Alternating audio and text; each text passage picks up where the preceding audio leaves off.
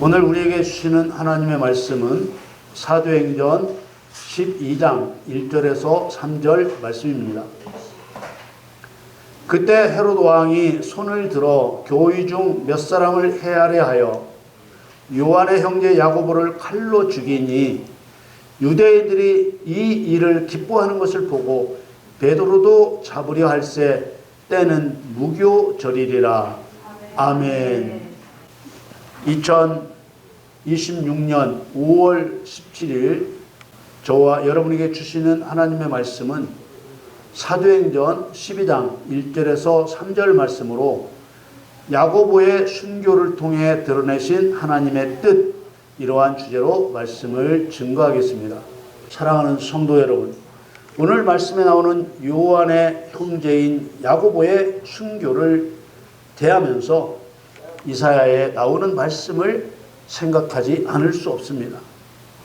이사야 55장 8절 9절에 여호와의 말씀에 내 생각은 너희 생각과 다르며 내 길은 너희 길과 달라서 하늘이 땅보다 높음같이 내 길은 너희 길보다 높으며 내 생각은 너희 생각보다 높으니라. 아멘. 하나님의 목적은 사람에게 있습니다. 그런 사람을 주관하시는 분은 하나님이십니다. 아멘. 그러므로 이 말씀은 우리들의 인생을 사람의 관점에서 볼 것이 아니라 하나님의 관점에서 보아야 한다는 것을 말해줍니다. 스데반 집사가 순교 당할 때의 말씀을 보면 스데반이 돌에 맞아 죽는 것을 하나님이 분명히 보고 계셨습니다. 유대인들이 자신들과 자신들의 조상을 책망하는 스데반의 설교를 듣고 마음에 찔려서 스데반을 향하여 이를 부득부득 갈았습니다. 스데반은 유대인들의 살기 등등한 분위기에 아랑곳하지 않고 성령 충만한 가운데 있었습니다. 그때 하늘을 우러러 하나님의 광채와 하나님 오른쪽에 서 계신 예수님을 보았습니다. 그리고 스데반은 그 사실을 자기 앞에 있는 유대인들에게 말했습니다. 그 말을 들은 유대인들은 더는 참지 못하고 스데반을 성 밖에 내치고 돌로 쳐 죽였습니다. 그런데 그렇게 돌에 맞아 죽을 때 예수님이 보고 계셨다는 사실입니다. 돌로 맞아 죽을 때 스데반은 주 예수여 내 영혼을 받으시옵소서라고 부르짖었습니다. 그리고 무릎을 꿇고 큰 소리로 기도했습니다. 주여 이 죄를 저들에게 돌리지 마옵소서. 스데반은 이 기도를 끝으로 숨을 거두었습니다. 예수님은 스데반이 억울하게 죽는 것을 보고 계셨습니다. 그런데 왜 구해주지 않으신 것입니까? 스데반은 성령 충만하여 하늘에서 보고 계시는 예수님께 살려달라고 기도하지 않았습니다. 우리는 그리스도의 지체로서 영적 싸움에서 이긴다는 것이 무엇을 말하는지 알아야 합니다. 그래야만 죽임당한 스데반이 영적 싸움에서 이겼다고 말할 수 있습니다. 그래야 돌에 맞아 죽었는데 이겼다고 하는 아이러니를 이해할 수 있습니다. 아이러니는 예상하거나 기대했던 결과와 정반대의 상황이 벌어지는 모순을 뜻하는 말입니다.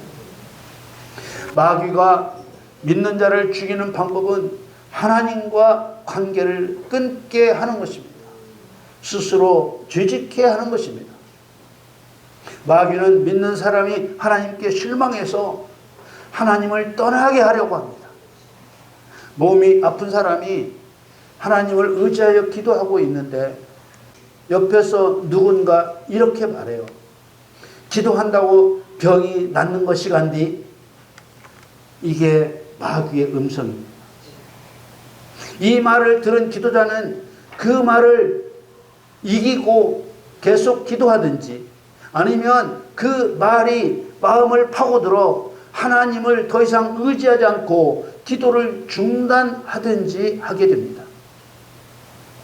그래서 그 사람이 병원에 가서 그 병을 치료받았다고 칩시다. 이 사람의 보이는 병은 치료되었지만 하나님과의 관계는 파괴된 것입니다. 예수 믿는 우리가 착각하면 안 되는 두 가지는 하나님이 나를 위해 존재하시는 것이 아니라 내가 하나님을 위해 창조된 것이라는 것. 죄인을 구원하시는 이유가 하나님의 이름을 위한 것이라는 것. 그러면 사람은 아무것도 아닌가요? 아니지요. 전능자 하나님을 위하는 존재가 된 것이니 가장 가치 있는 사람이 된 것입니다. 시편 23편 3절에 내 영혼을 소생시키시고 자기 이름을 위하여 의의 길로 인도하시는도다. 스데반의 순교나 야고보의 순교를 하나님을 위한 관점에서 보지 않으면 인본주의 미신이 되는 것입니다. 시편 23편에는 하나님께서 나를 왜 살리시고 은혜를 부어주시는지 잘 나타나 있습니다. 1절 2절을 봅니다. 여호와는 나의 목자시니 내가 부족함이 없으리로다. 그가 나를 푸른 초장에 누이시며 쉴만한 물가로 인도하시는도다.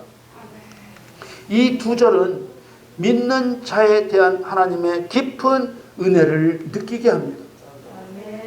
그러나 이 은혜가 전부가 아니고 끝도 아니라는 것을 분명하게 알아야 합니다.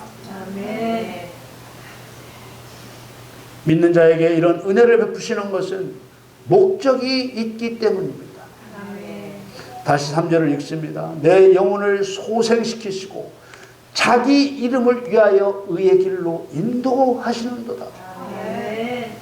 핵심은 자기 이름을 위하여라는 말입니다. 이 말씀은 하나님의 이름, 여호와의 명성을 드러내게 하려고 라는 뜻입니다. 여호와의 명성을 드러내는 것이 하나님으로서는 어려운 일이 아닙니다.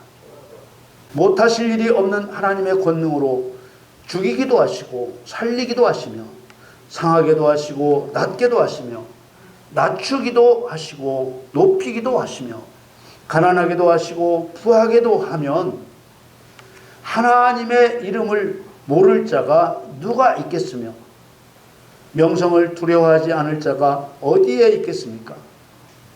그런데 하나님은 약하고 천한 인간에게 그것을 맡기시는 것입니다.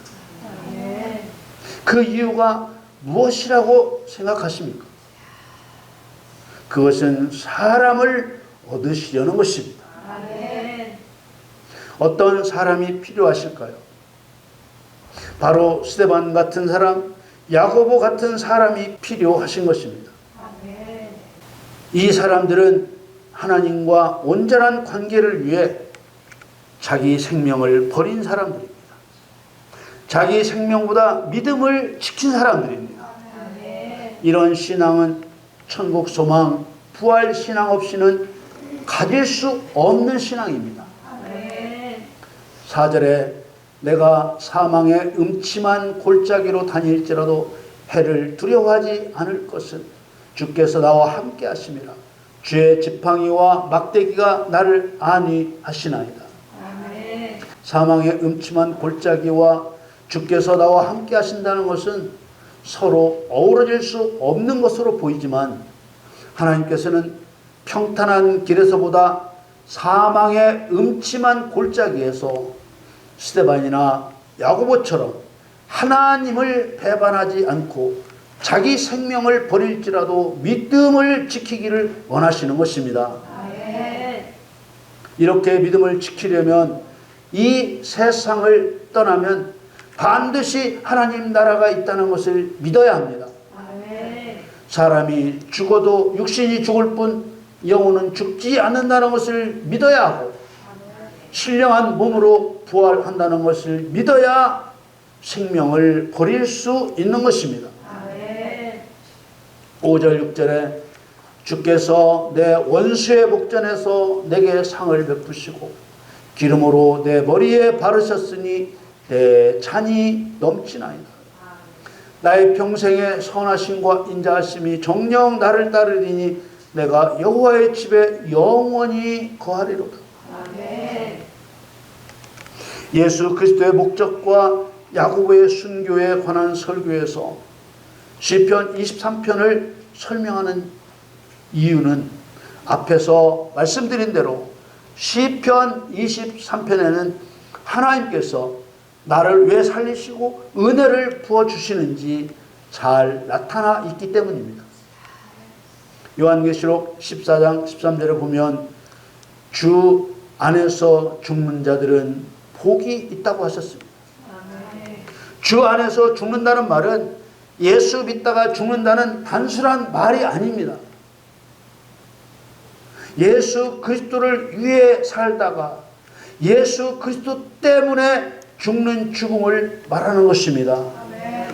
늙어 죽어도요, 야고보처럼 순교당하지 않고 스데반처럼 순교당하지 않았어도요, 끝까지 신앙을 지키다 죽는 것은 그리스도 때문에 죽는 것입니다. 육신이 죽은 후에 펼쳐질 하나님의 나라, 곧 내세를 믿지 않고서는 이해할 수도 받아들일 수도 없는 말입니다. 그리고 복이 있다는 말은 죽음 이후에 있는 복을 말하는 것인데 죽음 후에 기쁨과 행복을 의미합니다. 죽은 후에 무슨 기쁨과 행복이 있다는 말일까요? 현세와 비교할 수 없는 복되고 아름다운 내세가 있기에 기쁨과 행복이 있다고 한 것입니다. 이어지는 말씀이 그 의미를 설명해 줍니다. 성령이 가라사대 그러하다 저희 수고를 그치고 쉬리니 이는 저희의 행한 일이 따름이라. 저희 수고를 그치고 쉰다는 것은 영원한 안식에 들어간다는 말입니다. 그런데 영원한 안식에 들어가는 조건이 그 사람이 행한 일 때문이라는 것입니다. 그러면 그 행한 일이 뭐냐? 주 안에서 죽은 일, 다시 말하면 주님을 위해서 죽은 일, 또다시 말하면 하나님의 이름이 높임을 받도록 하나님의 명성을 위해 살았기 때문에 그 사람이 영원한 안식에 들어간다는 말입니다. 주 안에서 죽으려면, 우리 주 예수 그리스도의 명성을 위해 죽으려면 내세에 대한 확실한 믿음이 있어야 하고, 또 육신이 죽으면 신령한 몸으로 부활한다는 부활에 대한 믿음이 있어야 합니다. 어떤 역경이 와도 주여 내 잔이 넘치나이다, 내가 여호와의 집에 영원히 거하리로다. 스데반의 순교나 야고보의 순교는 사탄이 패배하고 예수님이 이기신 것입니다. 그리고 순교자들의 믿음이 이겼습니다. 요한일서 5장 4절에 대저 하나님께로서 난 자마다 세상을 이기느니라. 세상을 이긴 이김은 이것이니 우리의 믿음이니라. 여러분들의 믿음이 세상을 이길 줄 믿습니다. 여러분들의 믿음이 여러분들의 질병을 이길 줄 믿습니다. 여러분들의 믿음이 여러분들의 자녀들을 살려낼 줄 믿습니다. 스데반이나 야고보는 하나님과 관계를 끊게 하려는 마귀와의 싸움에서 이긴 것입니다. 이들이 지킨 것은 자기 생명이 아닙니다. 이들이 지킨 것은 하나님에 대한 절대적인 믿음과 사랑입니다. 식민지 유다를 통치하고 있던 로마의 분봉왕 헤롯 아그리빠는 사도들과 제자들의 복음 전파로 점점 믿는 사람이 늘어나자 그리스도인을 탄압해서 그리스도인이 많아지는 것을 막아야겠다고 생각했습니다. 유다에서 점점 위쪽으로 올라가면서 복음이 전파되어 가자 야고보를 죽이면서 탄압에 나섰습니다. 오늘 본문 사도행전 12장 1절에 3절에 그때 헤롯 왕이 손을 들어 교회 중 몇 사람을 해하려 하여 요한의 형제 야고보를 칼로 죽이니 유대인들이 이 일을 기뻐하는 것을 보고 베드로도 잡으려 할세 때는 무교절이라. 헤롯 왕이 야고보를 칼로 죽였습니다. 야고보는 나쁜 짓을 하다가 처형된 것이 아니라 다른 사람 예수 믿게 하려고 복음을 전파하다가 죽었습니다. 헤롯은 예수 믿고 예수 전하면 죽는다는 본보기로 야고보를 죽인 것입니다. 베드로, 요한, 야고보는 12 제자 중에서 예수님이 더 가까이 두었던 제자들이었습니다. 예수님께서 친히 불러 제자 삼으신 사도 중에서 요한만이 끓는 기름 가마솥에 던졌으나 하나님이 막아서 순교하지 않고 11사도는 모두 순교했고 나중에 사도가 된 바울도 순교했습니다. 야고보는 그 중에서 첫 번째 순교자가 된 것입니다. 우리는 오늘 하나님과 야고보와 헤롯을 떠올리며 하나님은 왜 야고보의 죽임 당함을 막지 않으셨는지 생각해 보아야 합니다. 여러분, 믿는 자를 향한 하나님의 소망은 무엇입니까? 예수 믿는 것 때문에 죽을 상황이 온다 해도 믿음을 지키고 하나님을 사랑하는 것입니다. 우리를 향하신 하나님의 목적은 하나님을 하나님으로 인정하고 사랑하라는 것입니다. 혹시 하나님을 하나님으로 인정하고 사랑하는 것 때문에 야고보처럼 죽임 당할 일을 만난다고 해도 하나님 사랑을 굳게 잡고 지키라는 것입니다. 우리는 하나님에 대한 사랑을 지켜내기 위해 하나님께 도움을 구해야 합니다. 어떻게 도움을 구해야 할까요? 하나님은 저를 창조하신 저의 주인이십니다. 죽음 앞에서라도 하나님에 대한 믿음과 사랑을 포기하지 않도록 도와주옵소서. 먼저 이 고백과 간구함이 있어야 합니다. 그리고 성령과 함께 예수님이 행하신 일들을 그대로 따라 행하여 하나님의 뜻인 사탄을 심판하고 죄인을 구원해야 합니다. 아침과 저녁으로 기도하고 말씀을 가르쳐 복음을 전파하고 더러운 귀신을 쫓아내고 병을 고치고 약한 것을 고쳐 하나님이 유일한 신이심을 증명하는 증인의 삶을 살아야 합니다.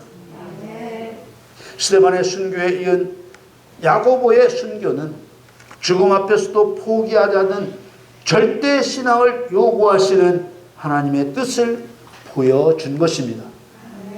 여러분 모두 믿음의 승리자가 되시기를 예수님의 이름으로 간절히 축원합니다.